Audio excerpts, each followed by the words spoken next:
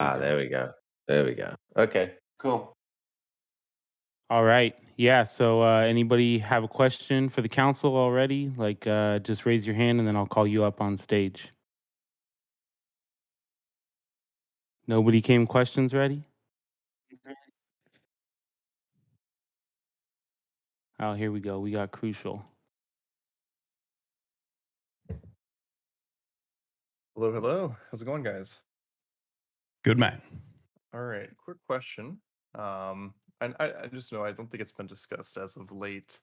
Would the council be the deciding factor when it comes to a like community-driven like merch department, or um, is that not part of council's obligations and duties? Right now, it sits under marketing. It's something that came up probably 6 months ago. We talked about a range of different things that basically touched on marketing partnerships with other protocols, uh, exchanges, um, merchandise deals, all of that kind of stuff that's really bespoke and quite unique. And sometimes there's also has some privacy issues attached to it as well. In those situations, we basically just said we'll let the marketing department handle it. They're the experts. You know, we've got a team of 7 people now, and so yeah, those decisions have been left to internal core contributors at the moment, but yeah, it can always be discussed again. Sure. And then second kind of follow up, are there any scheduled other like community events similar to like let's say the last Illuvio? Like a lot of the community created fan stuff or created things. And I think it was really beneficial to create that hype again. Not to say it's gone. I was just gonna ask if anything in that regard has been discussed to come up in the near future.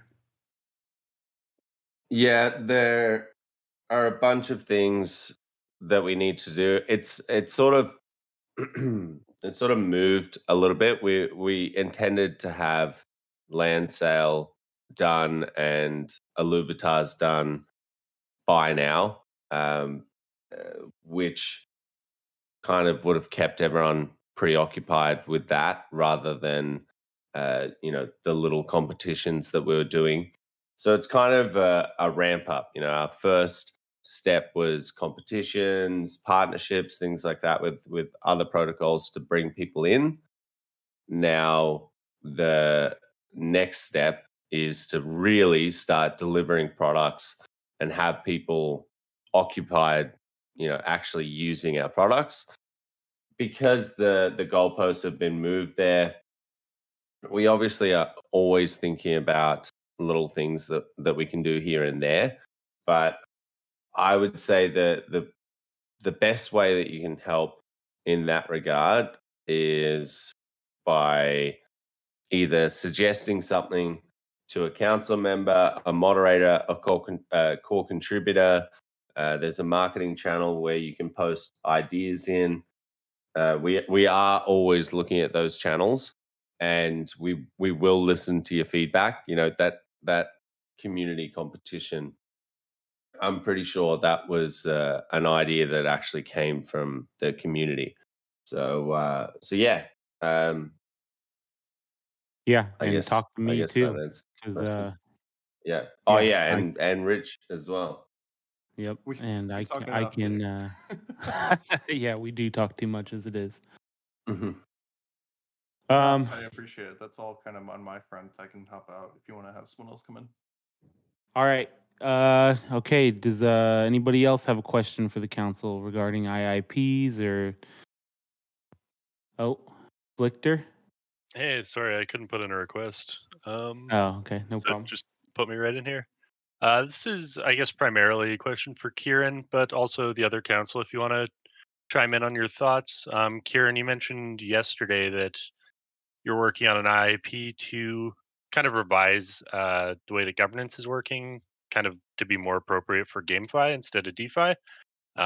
Just like big picture wise, I guess I was wondering um, what sort of changes you were looking to make, and for the other council, like what sort of changes do you think are necessary for governance structures?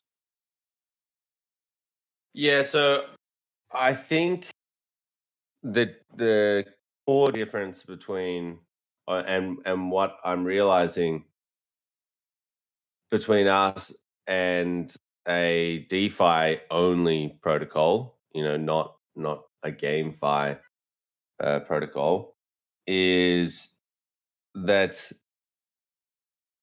we basically we're kind of split in two.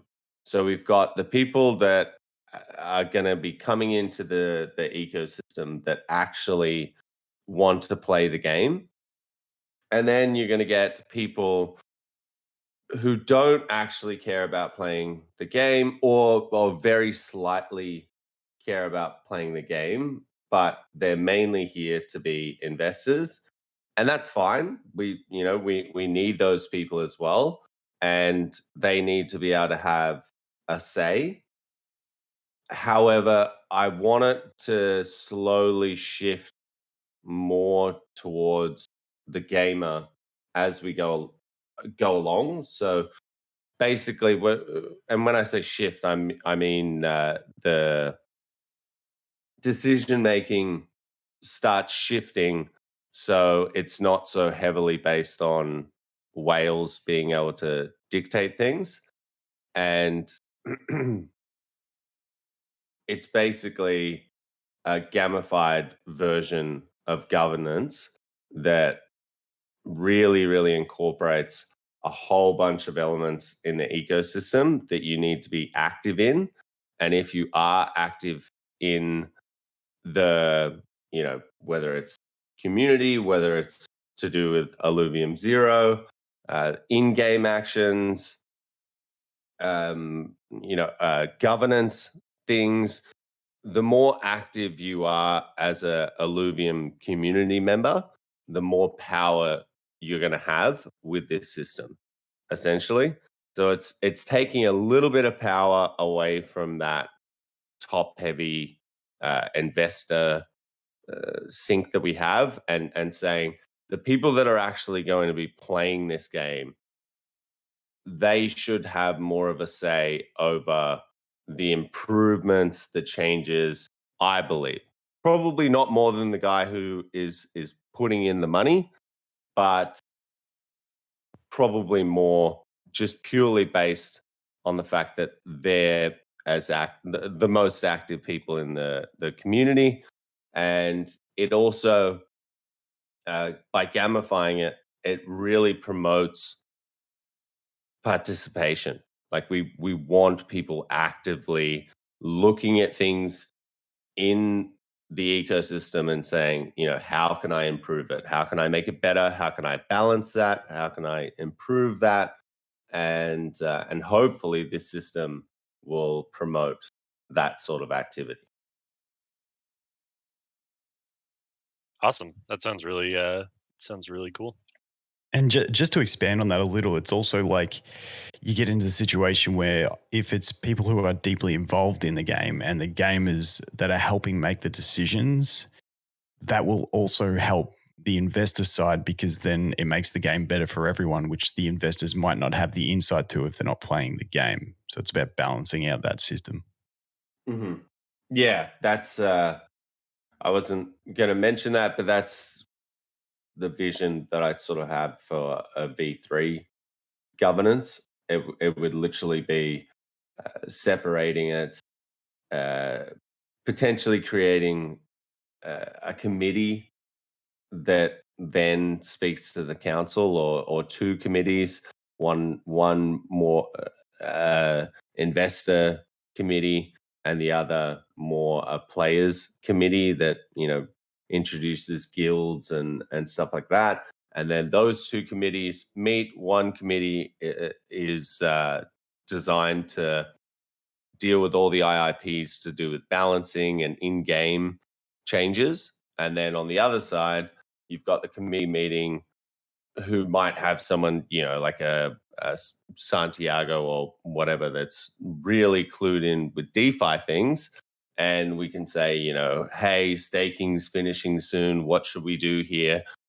I don't think those two at that point will have such a large cohort of gamers and such a large cohort of investors. I think it would be smart to separate them and then have one final decision making council that sits in between but above both of those committees, if you will, and then they make the final call on whether or not we go ahead with either or. And that would be, core control, what this council is. Gotcha. Yeah, that was my only question. Thanks for all you guys' hard work, and that does sound awesome. No worries. Good deal. So if I could just please speak to that. It's an idea that I actually never considered, but as Kieran's saying it, it actually sounds like a very good idea for once the game comes out, because the point of Illuvium is that we're a community-run game, and the game gets to evolve over time as the community. Hey, Vetemor, Yeah, your mic's real quiet, Vetemor. We can barely hear you. Okay. 1 second. And Annie Mositas, we'll get to you in just a second. And anybody else that has a question, you can go into the queue, request to speak, and I'll call you guys up after a minute or so. How does this sound? Much better. Really? Okay, this Still is pretty. Aren't you meant to be a content creator? I'm on holiday, man. Fair enough. Jeez. Okay. Sorry, guys. That's much better. Oh, you can hear me now? Yeah. Yeah, okay. Cool. So that's an idea that I hadn't really considered. But it's definitely a very good idea because it speaks to exactly what Illuvium is all about. And that being like, once the game comes out, we want the game to be shaped not by like a big organization and big whales that never really know or listen to what the gamers really ask for and what they really want to see and experience in a game. And this actually gives the community and the player base a legit, which is like, honestly, it's a genius idea, as pretty much everything that Kieran comes up with. So yeah, I think it's a good idea. So I don't. There's going to be a whole bunch of stuff that needs to be added to it. Just to be clear, I only started working on this at the start of the week, but yeah, Vetemor is exactly right. It's all about. I just didn't feel like we were going in the direction that I wanted governance to go into, or that we wanted governance to go into originally when we, when the three brothers got together, we said, if we're going to go decentralized, then we just do it, and we properly be the first game that is actually, things are decided by the community and proper meaningful things. So this is the next step in that direction. It'll hopefully get people active and interested in the governance process, and it's a way of us testing, let's see if people actually do that, because it might be a situation of, okay, now that there's gamification in governance and the more active I am, the more voting power I have, so the more decision-making power that I have. But actually, I'll just let the devs do it. If that is the case, then we're going to have to totally rethink governance again. But I don't think it's going to go that way. I genuinely think we have the type of community where if we said, go and complete one action in a month and you get some and you start accumulating these points. And at the end of the 3 months, the epoch, you're able to combine those points and say, I've done all of these amazing good things for Illuvium over the past 3 months. I now have an extra, call it 20% or 30% voting power, and I want that. You know, if I'm right and people do want to do that, then we can, like the V3 governance version, we can really, really build this out and double down and stuff like that. Because at this point, I haven't even spoken to Aaron about it. Good deal. All right. Well then, yeah, we'll put that one on put a pin in it for now till we get some more information. But Yep. let's Sounds bring good. up Animositas.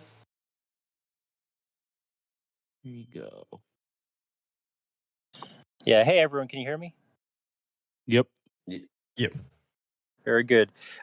So this is actually related to what Kieran just shared. I think it's a brilliant idea to split the content between the investor side of things and the gamer side.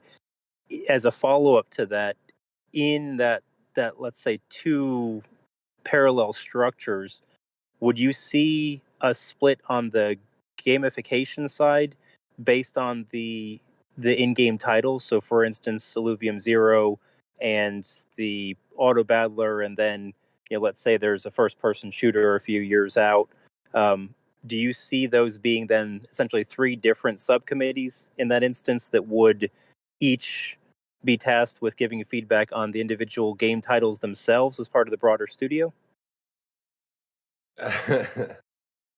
So yes, I do, and then this obviously, as you all know, this is a topic that really, really interests me. And there's the thing that I love is it's so new. You know, no one has ever done this before, ever. And if they have, they haven't done it to this scale. And so as I'm building this framework out and I'm starting to think, you know, what is the future of this, I'm starting to get a picture that is very similar to what you just described, with actually having three committees: one DeFi, one land, and one call it Illuvium, you know, whatever the main game and arena modes and whatever. So there would actually be three. And the reason is I can see land owners and landholders like starting to band together and create these like committees or even like guilds inside of Illuvium Zero anyway. And I can sort of see like two totally different types of players.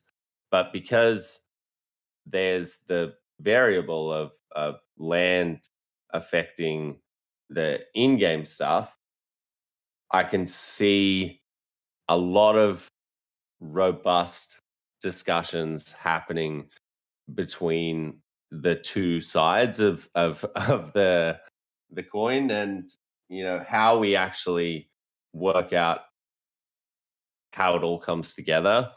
I haven't gotten that far yet, but it's really, really exciting to start sitting down going, okay, these guys are going to have to be meeting over here. These guys are going to have to meet over here.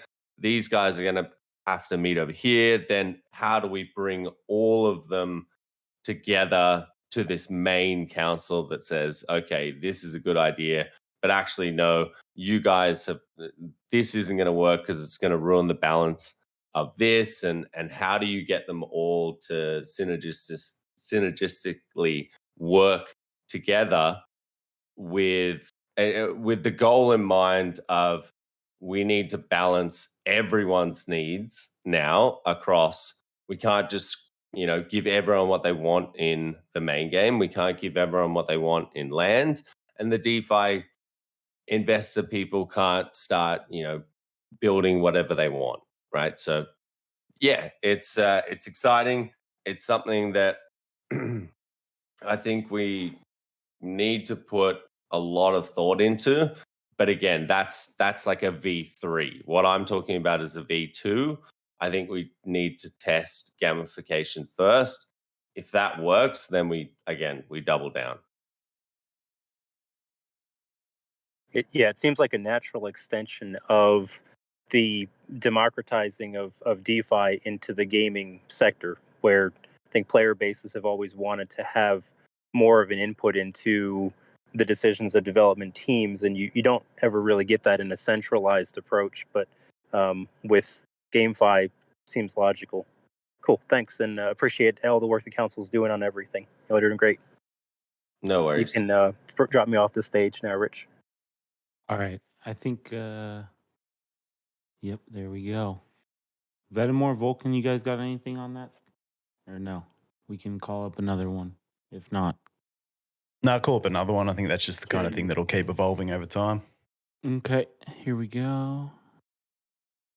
He just wants to play another game. I've got to play on casual now. think I Here I invited am You, to- Nixitar. Wait, Kieran, do you play on casual or ranked, mate? Ranked. I heard Grant was telling me yesterday that someone plays on like hours of the practice mode every single morning and then goes into competitive. No. Nah. Casual counts to the ladder. Your casual What? score goes on the ladder. Yeah, it's a fucking outrage, mate. What? Yeah, I'm pretty sure that's a bug right now. People are saying. All right, I gotta That's leave how- this call, guys. Uh, Okay. Anyway, let's not talk about that. Yeah, let's move on. Yeah, Nixitar, let's hear it. so for all of the changes that are going to happen to the Illuvium game in the future, where exactly is the line going to be drawn when deciding whether or not we need to like change through an IAP or it's just going to be immediately changed in the game? So no one has the answer to that, to be honest, because again, we've never. This is uncharted territory. All I can say is we've had a few examples of that. I brought one up earlier in marketing, where the community was pushing for more transparency, and I think we did a couple of things to improve that transparency, but sometimes you just can't do it. So yeah. I'll jump in. I don't think it's a perfect. There's like a perfect answer for it. Like for me personally, when I look at things like like changes to balancing in the game, I think you can gauge a community sentiment and get an idea of what needs a change. But the actual change comes down to devs and that sort of thing. And with like what Kieran was saying about the marketing inside and stuff like that, you can like even if like okay, it's like the team makes the decision on this one. If the community's like, we want more input and the council's like, okay, maybe we say we have a discussion because it's pretty open discussion. And we just say, okay, this is the kind of thing that we want to have a say in before you do it next time. And obviously that may look like, it's not the way it should have happened in the first place, but you've got to evolve and adjust with how things are happening and how the community sentiment is. Yeah, it's an ongoing conversation between and the developers, because like right now they're developing the game and they're making tons of decisions about the game that no one knows about, and honestly they should, because nobody knows the game deeper than they do. And then once the game comes out, even changes and updates, they know it like, deeply like the back of their hand. So they should, I believe, make changes needed to the game to balance things out, different things, and then gauging community sentiment will be important. There will come like a time where certain decisions maybe the community believes need to be, made by the community, and that conversation will as and when. But like that conversation is for once the game comes out, and it will, as Volkin said. You're like in it. Yeah. So to echo that, I mean, again, a very hard question to answer because we can't predict the future. But I've seen it. I've lived it in this community before. When when requests get unreasonable, I feel like the community is pretty reasonable about saying, you know what, let's just let that one go through to the keeper. I think we've proven that we're here for the community. We're never going to do anything that harms that, because if we do, we lose the game. So I'm pretty confident that we can fluidly move through this situation like we have been doing with DeFi, because even when you consider other GameFi projects out there that are decentralized, we're still much, much further ahead in terms of our entire governance system and how mature it's been. So many people have contributed like just ridiculous hours to this that who knows anymore who started Illuvium. I don't even care. All I care about is beating people on the leaderboards. I see. Yeah, Illuvium, it came out before Wolf Game, didn't it? It's more senior than Wolf Game because I remember Wolf it's a year Game. old. I'm Wolf not. Game. Yeah. Not Yeah, sure. Wolf Wolf Game- Game. Yeah, it's another sort of GameFi sort of project, like Gamified. It's like staking, and it's not really real gameplay, but it got really popular in like the so-called mainstream NFT land, which is still dominant in the current NFT landscape. Those guys have the most sway at the moment. Like the blockchain games are still sort of a promise because everyone kind of knows in the future blockchain games are going to be huge, but they haven't taken over quite yet. So at this very moment, in the present, kind of it's still on the artsy side of NFTs. The profile pictures are still on top. And I was thinking, like, why is Wolf Game so popular? And then I thought, if you're kind of in their world for just a moment, like those guys, they traffic in alpha groups. They love alpha, active in those communities, keeping an eye out for their reputation. Just talking about what's good, what's meta, checking out all these new projects to trade. And they don't really have time to really dive deep into a game. And so like when they saw Wolf Game, it's like not really have to spend hours and hours getting good at Wolf Game, but they kind of own these NFTs and they can stake them, and they're like playing a game, but they're not really, they don't have to devote a ton of time to a game because then that would take away from their actual, being in that alpha group community and interacting and doing what, that trading lifestyle. So I was thinking like Illuvium is probably something that could appeal to them too because, it's an auto battler, so they can, they can chill out a bit if they wanted to. Obviously, if you want to dive into it, you can research all that strategy, but you don't have to like spend hours grinding mechanics in a practice mode, or you don't have to be super sweaty about it. It's more of and then the quality of the graphics is super good, so it would attract those guys who like visual stuff, like their the profile picture art. So I was wondering if based on the industry, like this is kind of a game that would attract that sort of crowd, which is still, as we say, it's still like the bigger community at the moment in NFTs. And one day, gamers will be here. So. Yeah, I actually haven't heard of them before. Oh yeah. So Wolfgang? we can talk about it offline. Yeah. But Alright. is the question that you're asking essentially if like the types of NFT games that require less work and just like staking is the crowd that's interested in those going to the community? And I think the answer to that is some will and some won't. Illuvium, but I think so far having played it, and the biggest concern I had coming in was that it actually just looked so complicated that maybe it's going to be too hard to play. And frankly, it's incredibly intuitive, it's quick to learn, and the actual mechanics are a lot more basic than they look. It's really hard to watch someone playing it and just like fully understand what's going on. But once it's in front of you, it's very quick to learn. So I don't think it's as complicated as comes across that. But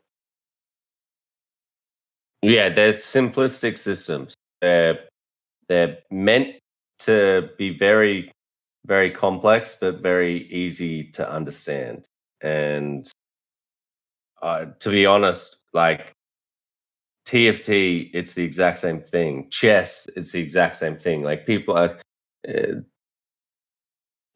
you have to make it competitive. You have to make it skill based. If people are worried about it being too competitive, I would say I would ask why, right? Like, what are we trying to do here? We're trying to build the most popular esports game in the world. It's got to be super competitive. It's got to be super complex. You know, people in the beginning were like, "Oh, but will you actually be able to build a system that keeps people interested because there's so many different meta strategies to explore, and we should probably have this conversation with the people that are playing the game.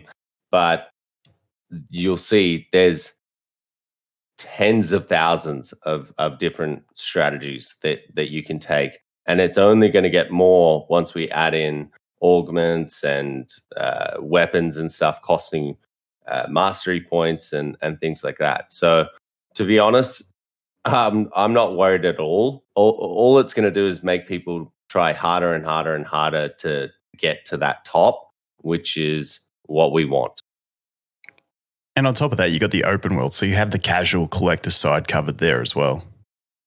Yeah, and I mean, there's the whole side of it that is just pure, as you're saying, purely like running around, collecting things, like you're not PvPing someone. It's like it should cater to those people that are looking for a casual experience, but probably not the PvP modes. Yeah. Yeah, a little bit of something for everyone. That's We got right. Zeptile up here. He had requested to talk a little while ago, but he just got in here, so here you go, Zeptile. Yeah, thank you for having me. Actually, it's about an IIP that we are going to drop with ACG soon. Later this week, actually. It's almost finished.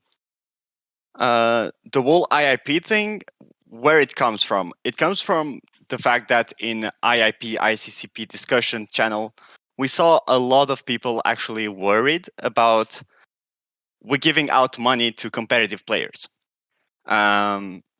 I totally agree with the team on the fact that it's okay and totally fair to actually reward skill. I mean, I come from the esports and mainstream gaming, so I won't disagree on that point, of course, but I can understand that some people might get worried about this system. So we tried to figure out a system where actually we can find by ourselves, by a self-sufficient model, how to reward ranked game players without making an entry fee for ranked games, because a ranked fee for ranked games would actually make it way disgusting for actually real competitive players. I think we agree on that. So basically what we came up with is an additional game mode. I don't know if you guys actually know Earthstone. In Earthstone, you have an arena mode where actually you pay to enter, and while paying, you get a certain amount of games that you can play. Let's say you can play 5 games or 7 games, and the better you succeed at those games, the better your rewards. So let's say one would be paying like $10 to enter that. It's just a complete random number, okay? Let's say I would pay $10 to play my 7 games. If I actually do 50% of wins, I start getting rewards from it. And no matter what, from these entry fees from this mode, 5% would go for the DAO, and 5% would go to the ranked players as like top X rewards. This way we could reward the top ranked players without taking out money from the DAO. Okay. And where are you saying the 90% is? The going? 90% is to reward this arena mode players.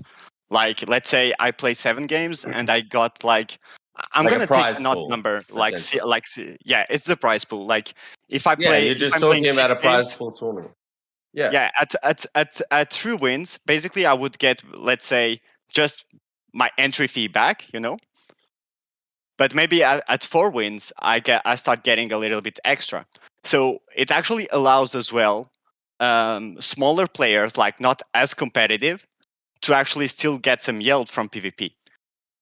Because you don't have to be top 1% or top 0.5% to actually get yield, but you can also get the some money from being just in the good health. And that actually rewards some casual players. And I think that's gonna help just with that concern that people are having about we giving out money to competitive players. Just to add on that, like we're talking when the full game is launched. You're referring to, or are we referring to? Yes. Okay. So fair call. what I would say on that is wait until we release our game modes. So you're explaining tournaments. We are definitely going to be doing tournaments. There's definitely going to be casual tournaments.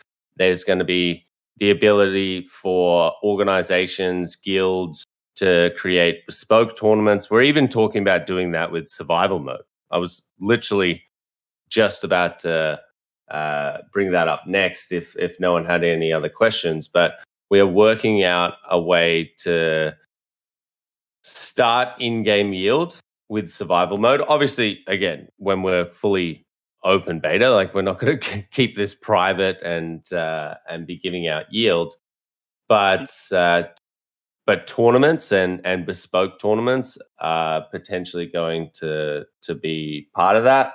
So all I would say is until you know what the game modes are going to be in terms of how we're going to position tournaments and stuff like that, I would wait to publish that IIP because it's more about improving things and those systems, the style that we're going to give out tournament rewards and overworld and arena. None of that has been set in stone at all.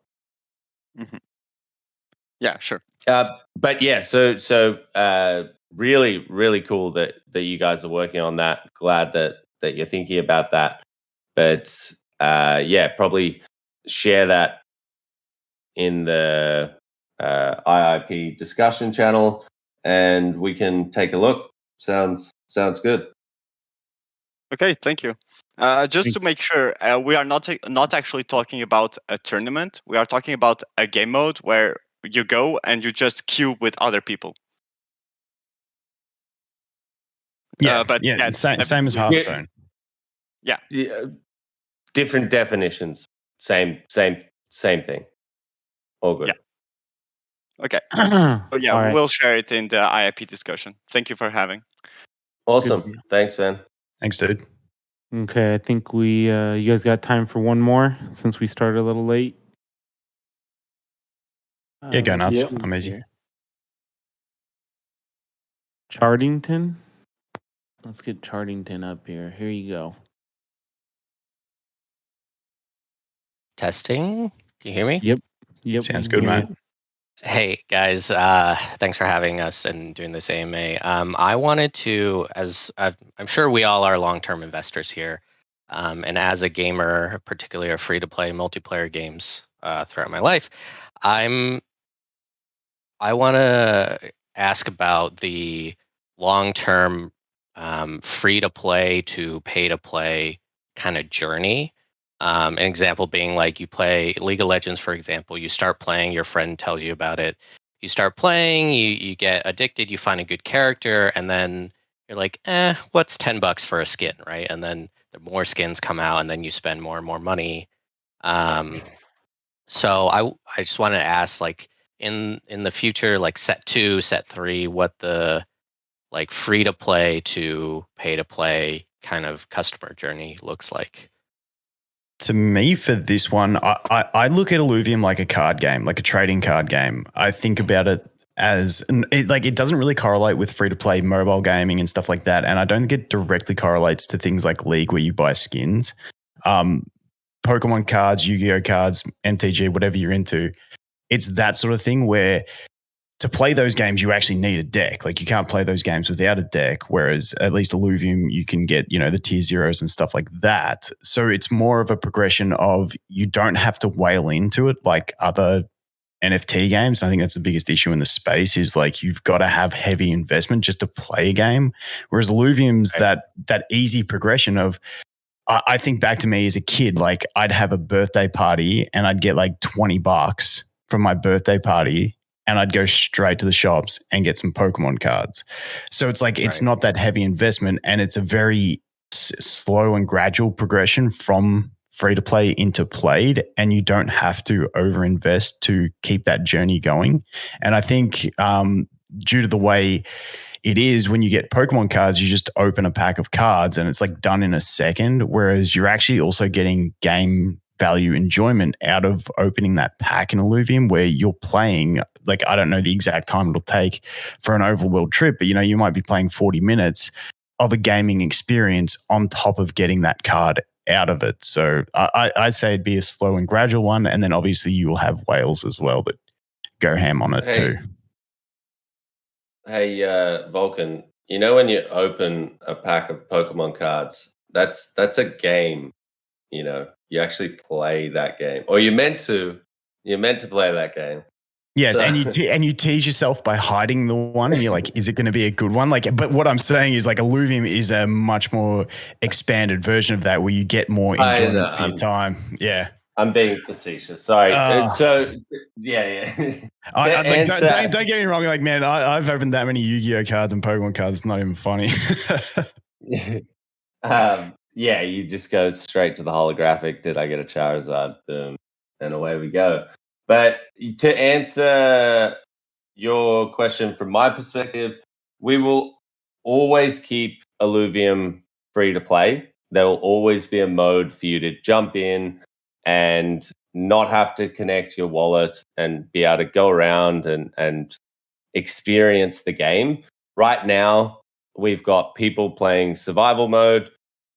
That's going to very rapidly open up and there's no yield to it. But again, that mode is designed to get people familiar with the auto battler, familiar with the characters, and get people like hooked. And the retention rate of like the people that are on the beta that are playing daily is disgustingly high. And obviously it's a beta, so it is going to be high, but it's happening right now. Like what happened with my experience when I first joined was that I had to buy a whole bunch of NFTs to start my gaming experience. And then once I got in, after I'd invested such a large amount, there wasn't a free to play option. So I had to start investing more. And, without having fun, it didn't last very long. So we want to do the opposite of that.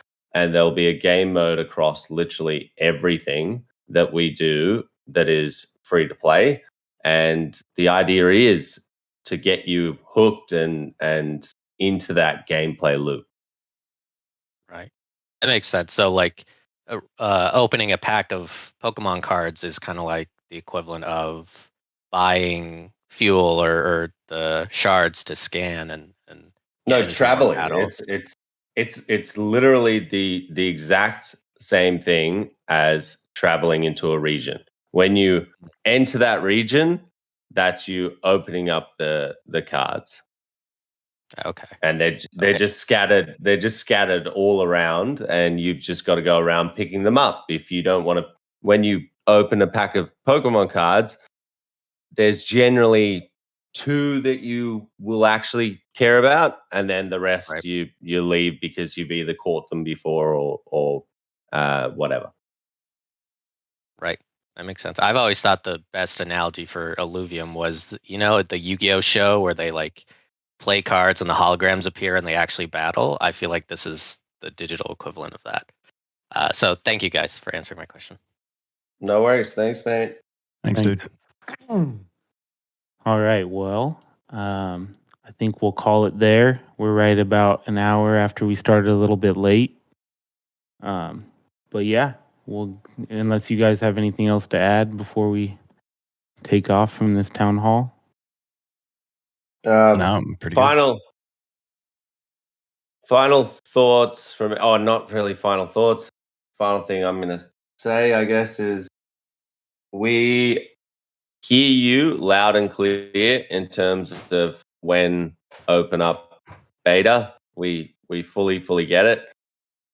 From my side, I've said from the day that I started properly playing this that I want to open this up as fast as possible. We're all on board with that. We're going to be going as fast as we can. We just need to do it in a systematic way where we can be sure that there are as few errors as possible. So just bear with us on that. But the really, really exciting thing is we're gunning towards having everyone who has signed up to the beta to being in by June, playing a version with in-game yield and potentially the ability to start playing other players and stuff like that. So I'm not going to go into the details of exactly what those game modes would look like, but we are well and truly on our way. Like, we are so close to opening up these gates. And when we do, when it's an open beta and it's survival mode and there's yield, I honestly, I don't know what's going to happen, right? Like, I genuinely, like this, I'm actually now concerned that there's going to be core contributors that get addicted to this game and, don't tell anyone and start, creating multiple accounts and stuff like that. So no one can tell that they're playing like 20 hours a day. And like, that's a concern to me. That's without yield. You put earning into this, I honestly, it's going to be crazy. It's that exact thing that I was wanting, that I said, imagine this, but having fun. Imagine earning and playing a game and having fun. Like, it would just be insane. It's coming in June. So just bear with us. You can see now the game is real. People are playing it. People are loving it. Just please bear with us and you will be happy. I love the way Kieran says other core contributors. Like, it's not going to be him.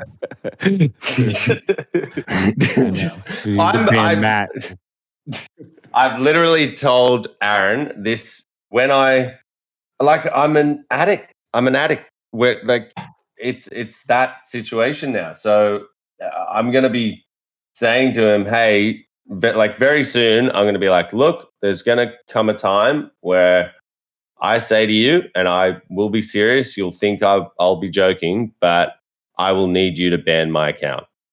And I will come kicking and screaming 2 days later, begging to get in there. I'm going to have Volkin and Vetemor messaging me saying, get in, get back in, and I'm not going to do it. Do not unban me because it's a huge risk to how much output we can put into. But yeah, I'm obviously, again, I'm poking fun at the situation. It's a good problem to have.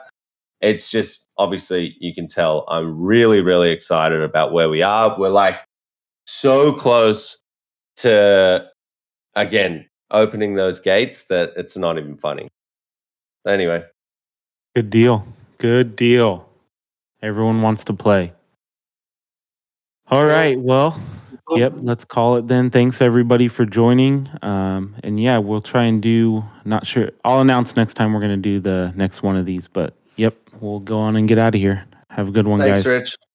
Thanks, Yep. Rich. Thanks, guys. Cheers, mate. Bye, guys. Thanks, guys.